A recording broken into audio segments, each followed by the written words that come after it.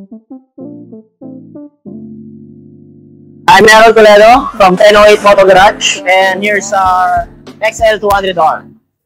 First, kasi ito nakuha namin is talagang chassis and swing arm lang. So, naghanap pa kami ng ibang pyesa like yung monoshock. Yung monoshock kasi pinakamahirap hanapin dito. So, nakahanap naman din kami. And, ayun, nag-mods pa ako dun sa mounting ng monoshock niya kasi nakuha namin yung swing arm, hindi align eh. So, inalign ko pa siya. So, marami pa akong ginawa sa may bandang gitna. Lalo na yung engine mounting. Okay. Kasi nag-change kami ng engine to 250cc na electric start.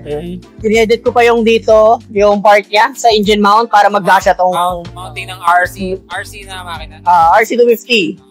Pero ngayon, ginawa namin siya, 270cc. Okay. Kasi yun, usual, repaint buong chassis, tangke, lahat. Tapos palit din ng rims. Tapos nag-convert ako ng disc brake kasi ang original is drum brake eh. So, kailangan kasi mas malakas na yung power ng motor. Sa mga tank, eto, iba, hindi ito yung original niya, no? Stock tank to. Stock tank. Hindi ito yung kasama niyo yung binili siya. Hindi siya kasama. Siya, naghanap din kami. Kasi mahirap din maghanap din. Mahirap maghanap yan. Yung mga S, madaling makakakuha eh. So, yun. Nirepaint din, tapos kinoted yung loob para hindi makalawak. Paano kinote? May formula nilagay, chemical? Oo, may ganun chemical para hindi siya magpalawak. So, para maging safe na yun. Kasi syempre vintage, may mga chance na may mga kakabutas, mga ganun. Kasi ito, binuksan nyo pala to. Oo, ginawa nyo rin to dito. Oo, ganun din siya. Okay. Para siya sa loob.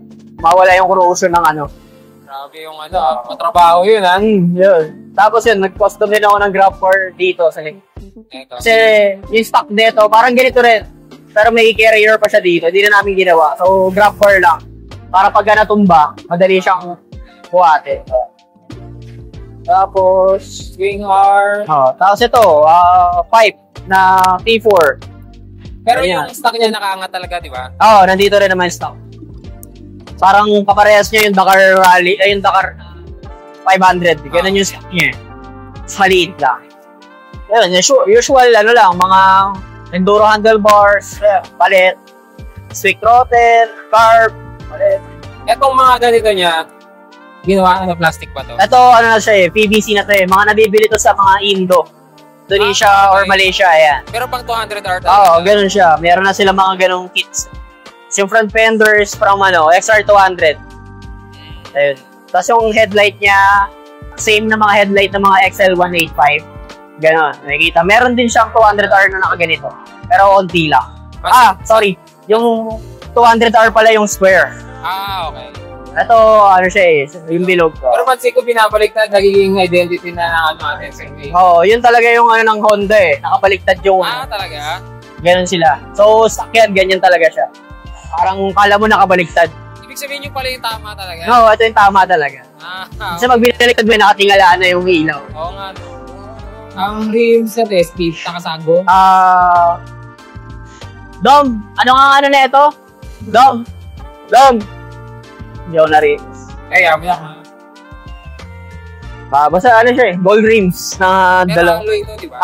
Alloy na 1821 pa rin. Enduro tires, sir. Carb, yung pa rin, stock. Hindi. 30mm na round slide. Kasi kargado na siya eh. So, electric start na siya. Kasi original ng 200R talaga is kick. Sipa lang. Ito stock. Stock lang din to. Stock pa rin yung fork. Pero yung hub, iba na convert na yan. Converted na ng disc brake. Sa wiring, hindi naman kayo pinahirapan sa wiring. Sa wiring naman din kasi kinuha namin yung wiring ng ng Rossi Classic. So, madali na para mag-operate pa rin siya ng na mas maayos. Pero sabi nila mas matibay daw yung carb na na RC. Oo. Iba yung FI kasi yung FI sa Rossi medyo bago pa lang sa kanila eh. Unlike sa ibang brand na motor. Alam nila kung paano kalikutin. Parang mas mataas pa ito kumpara doon. Oo, mataas talaga. Yung mga RC 200R, mataas talaga kasi production bike siya mga 80s eh. Okay. So, meron siya isang version, yung smaller, 125R.